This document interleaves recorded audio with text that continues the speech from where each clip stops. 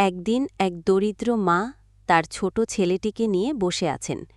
ঘরে ছিল মাত্র একটি রুটি।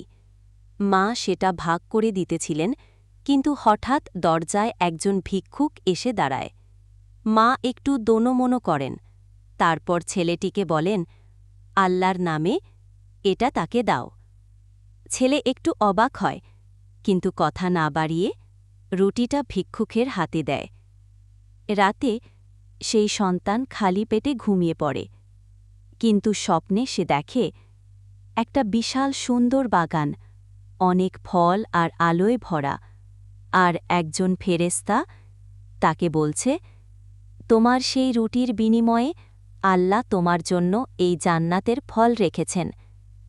সকালে ঘুম ভাঙার পর ছেলেটি বলে, আম্মু, আর কিচ্ছু না থাকলেও ভয় নাই, আল্লাহ আছেন।